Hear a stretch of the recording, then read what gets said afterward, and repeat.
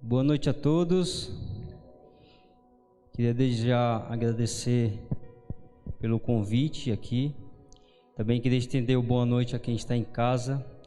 Que nessa noite Deus possa tocar o seu coração, possa tocar o coração de vocês que aqui se encontram também.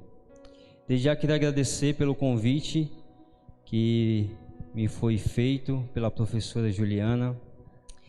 Desde já queria agradecer pela oportunidade de estarmos aqui. Para quem não me conhece, meu nome é Adriano Aragão, eu sou da cidade que emana leite, mel e rapadura. Quem aqui sabe? Eu sou do Ceará. Vocês sabiam que Jesus ele era cearense? Quem aqui sabia? Vocês não sabiam? Pois a Bíblia fala assim, ó, eu cearei com ele e ele ceará comigo. E sabe o que a Bíblia fala mais? Jesus é minha fortaleza. Amém? Então nessa noite eu convido você a pegar a sua Bíblia, a espada de Deus, e nesse momento a gente vai caminhar na palavra. Quem trouxe a Bíblia aí? Você vai levantar bem forte e vai dizer assim, ó: lâmpada para os meus pés é a tua palavra e luz para os meus. Seca-se a erva e cai a sua flor, mas a palavra de Deus permanece para sempre. Nesse momento eu te convido a curvar a sua fronte e vamos mais uma vez falar com o nosso Deus. Pai querido, Pai amado, nesse exato momento, Deus, no qual iremos abrir a tua palavra, pedimos que o Senhor venha se fazer presente em nosso coração. Usa-me, ó Deus, como canal de bênção, e todas essas pessoas que estão assistindo nesse momento possam ser impactadas pela tua palavra. Tudo isso te pedimos e te agradecemos em nome de Jesus. Amém. Te convido a abrir então a Bíblia em 1 Samuel, capítulo de número 3, versículo de número 10. 1 Samuel, capítulo de número 3, versículo de número 10. Quem achou, diga achei. Quem não achou, diga me espere. 1 Samuel, capítulo de número 3, versículo de número 10. Podemos ler então? Diz o seguinte: então veio quem? O Senhor, e ali, e chamou como das outras vezes: Samuel, Samuel. E este respondeu: fala, porque teu servo ouve. Quando eu estava preparando essa mensagem, algo impactou meu coração. E quando eu estava meditando, fiz algumas pesquisas, e teve uma pesquisa que me chocou bastante. Quem aqui é filho de pais divorciados? Levanta a mão. Sabe o que a pesquisa falava sobre você? Que você também vai ser divorciado. Misericórdia, né? Quem aqui é filho de pobre ou é pobre, levanta a mão.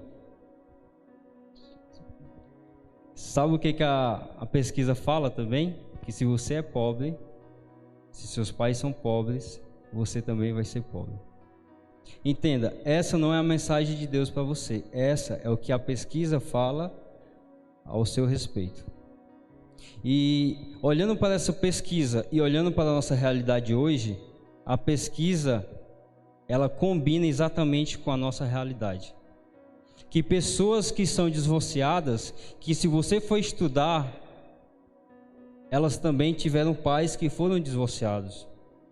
Pessoas que têm abalo emocional, se você for estudar a vida dela, ela também tem um abalo emocional que esteve dentro da sua casa. Pessoas que não conseguem progredir porque dentro do seu lar foi abusada ou sofreu algum tipo de assédio por alguns familiares. E como falar para uma geração, como falar para uma juventude que sofre por esses traumas, e como falar para elas que existe uma esperança, que Jesus tem uma solução para a vida delas. Eu me lembro de uma situação que aconteceu lá no colégio adventista, do portão. Eu trabalhava como monitor lá, hoje estou como auxiliar de TI. E lá existia um adolescente que todos os dias ele aprontava dentro de sala de aula. Todo santo dia aquele adolescente aprontava dentro de sala de aula. E todos os dias eu levava ele para a sala do coordenador disciplinar. Só que tinha uma vez que eu vi ele sentado ali no intervalo, sozinho, solitário, e eu fui até ele e perguntei: por que você está sozinho? E ele me falou o seguinte: eu não tenho amigos. Então eu comecei a fazer algumas perguntas. Como é que você é em casa? Qual o relacionamento dos seus pais? E ele me falou algo que me chocou bastante. Ele falou para mim e disse assim: eu não tenho pai. Meu pai foi assassinado. E esse adolescente de apenas 12 anos de idade. E eu perguntei: e a sua mãe? Você mora com a sua mãe? Ele: não sei da minha mãe. Ela me abandonou. E eu perguntei: e você mora com quem? Eu moro com meus tios. Então, quando você consegue entender o porquê que aquela criança, aquele adolescente, ele faz algum tipo de coisas diferentes de outros adolescentes, quando você entende o motivo de ele ser daquela maneira, você vai entender que existe um reflexo por trás. Quando você vê alguém xingando pessoas no trânsito, falando mal de outras pessoas, você vai entender que ali é um reflexo que ela vem tendo na vida dela. Mas para a gente entender 1 Samuel capítulo 3, versículo 10, a gente tem que voltar um pouco. No capítulo 1 vai falar que existiu um homem chamado Elcana. E esse homem ele tinha duas esposas, uma chamada Ana e outra chamada Penina. Porém, Penina tinha filhos. Já Ana não tinha, porque ela era estéril. E a Bíblia vai falar que esse homem, anualmente ele subia até Siló para prestar sacrifício ao Senhor e o adorar. Então a Bíblia vai falar o seguinte, que Ana, ela se prostra diante do templo e pede uma bênção ao Senhor para que lhe conceda um filho. Deus então ouve a oração de Ana e Deus concede um milagre, lhe concede um filho chamado Samuel. A Bíblia vai falar que Ana, ela então pega esse filho que ela recebeu do Senhor e vai até Penina e esfrega na cara dela. É isso que a Bíblia fala? Não, mas é isso que muitas pessoas fariam. Então, a Bíblia vai falar o seguinte, que Ana ela pega essa criança e ela vai até o sumo sacerdote chamado Eli e fala: Eli, esse é Samuel, esse é meu filho no qual Deus me abençoou e eu quero que ele cresça na presença de Deus, na sua presença. Bonito isso ou não? Sim ou não? Não. Ana, ela leva Samuel para uma casa totalmente desestruturada.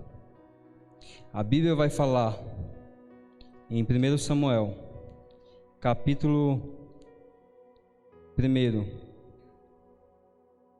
versículo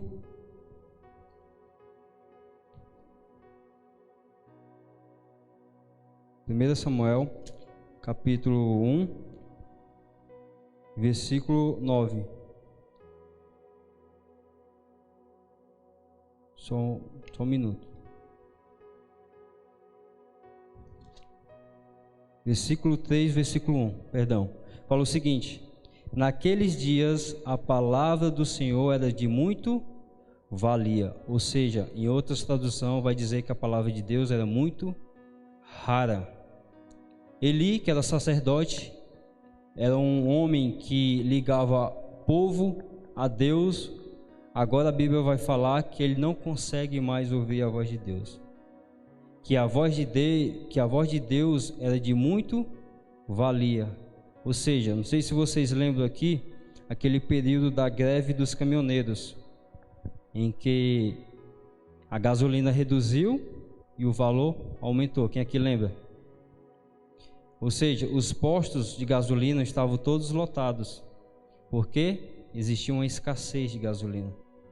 E é exatamente tudo que é escasso, ele vale mais. E a Bíblia fala que naqueles dias, Eli, sacerdote, a palavra de Deus era de muito valia. E então, Ana, ela pega aquele jovem, aquele Samuel, e leva para a casa de Eli. Só que a Bíblia fala que Eli já não consegue ouvir mais o Senhor. Então, segundo a pesquisa que a gente acabou de ver, Samuel também seria uma pessoa que não ia ter um contato e a presença de Deus. Mas se Eli, que é o pai, que é o sacerdote, ele não consegue levar Deus para Samuel, a única solução, a única esperança seria os irmãos de Samuel, que é Feni e Finéas. Só que a Bíblia também vai falar desses dois jovens. No capítulo 2, versículo 12, fala o seguinte: porém, os filhos de Eli, filhos de Belial, e não se portava com o Senhor. E aqui você vê um pai que já não consegue ouvir a voz de Deus, e os filhos que também já não importavam com o Senhor. Então aqui a gente consegue entender o quê? Que Ana, ela leva Samuel numa casa totalmente desestruturada, emocionalmente abalada. E onde está a esperança para Samuel? Aonde está a esperança para que Samuel crescesse nos caminhos do Senhor?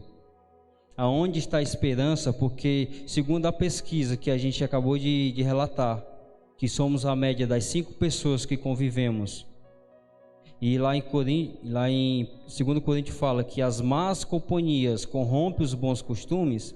Então a gente consegue entender que Samuel também vai ser desestruturado. E onde está a esperança? Onde está a esperança para Samuel? Se o seu pai, que ele é o cabeça, ele já não consegue mais ouvir Deus, e os seus irmãos também já não se portavam com o Senhor, aonde está a esperança de Samuel? E é exatamente o que a gente leu em 1 Samuel,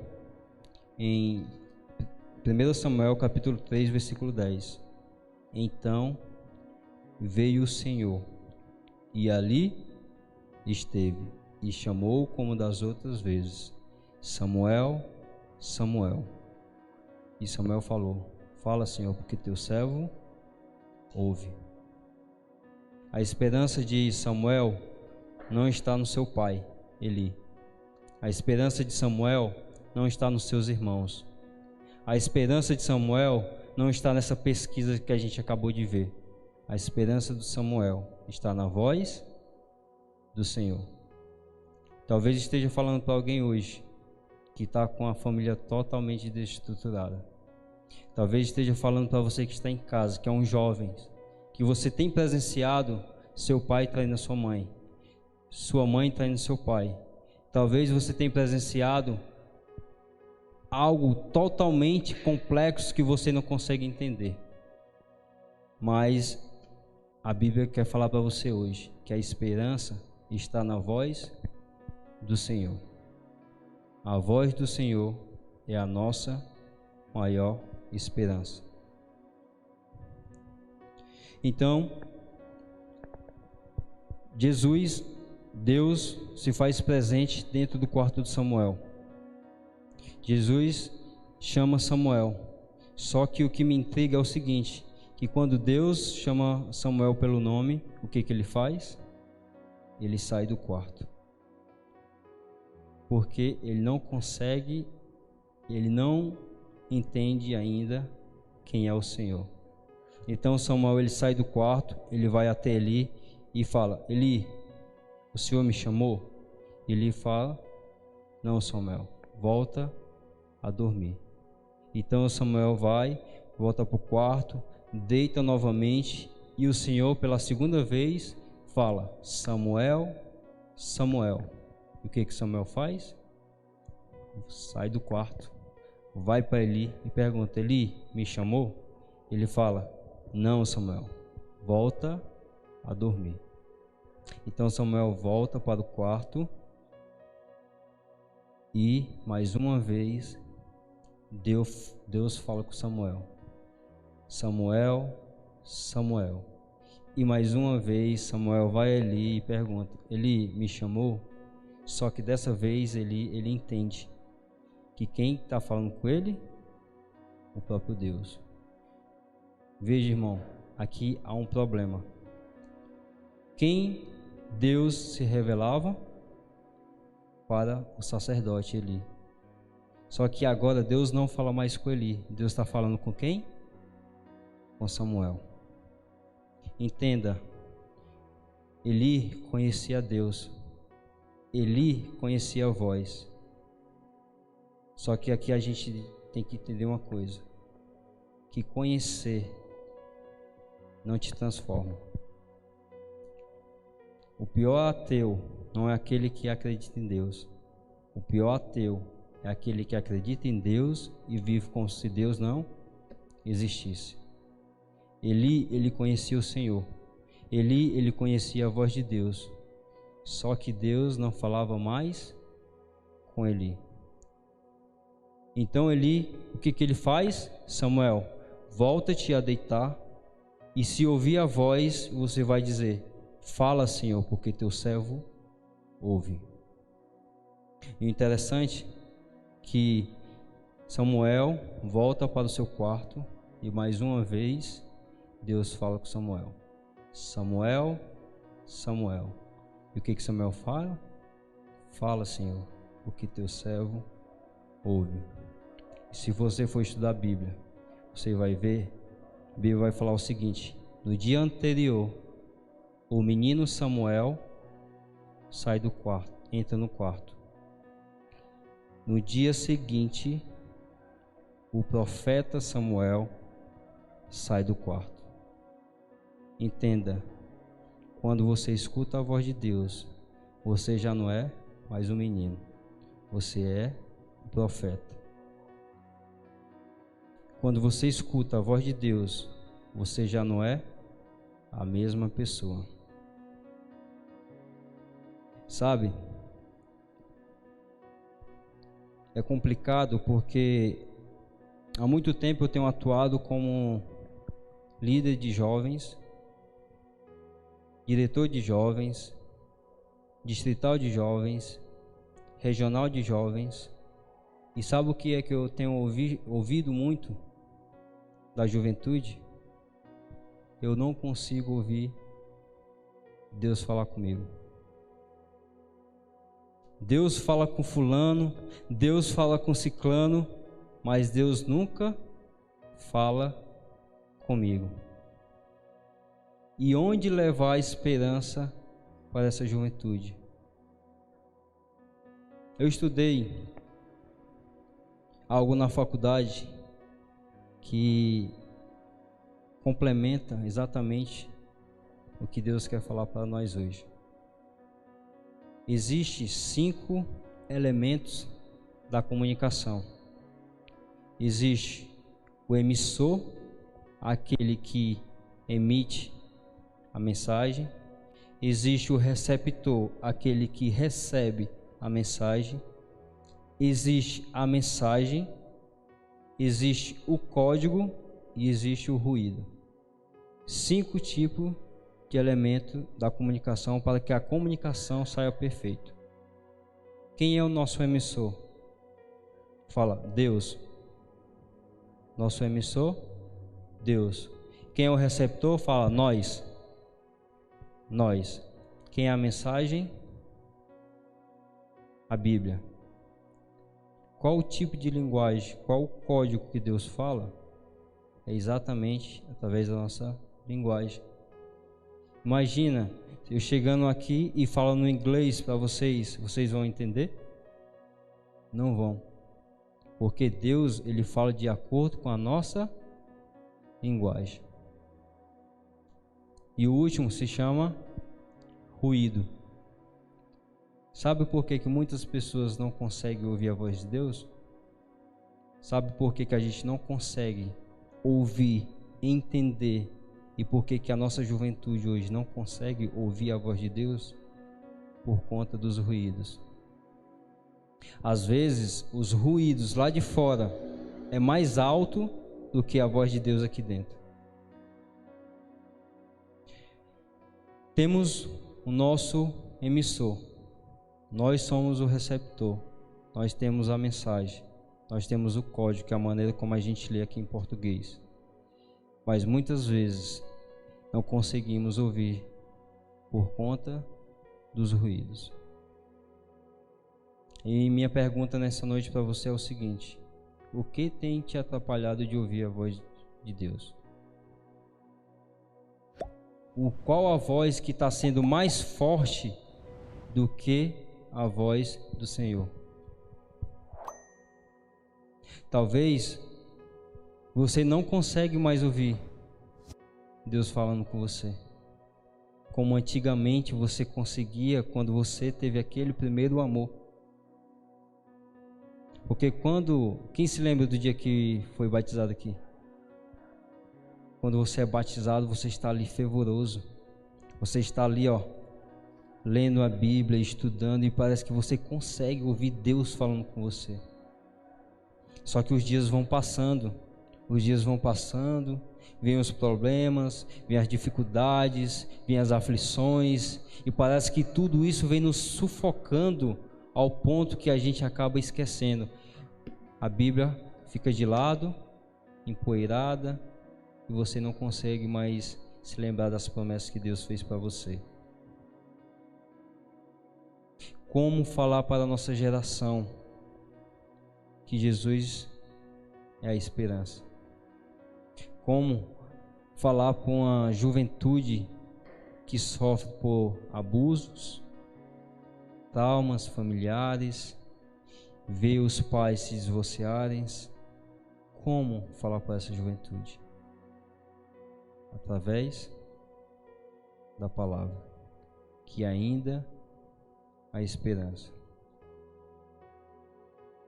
O meu apelo nessa noite é o seguinte, para você que está em casa, para você que está aqui na nave da igreja: exclua os ruídos que impedem de você ouvir a voz do Senhor.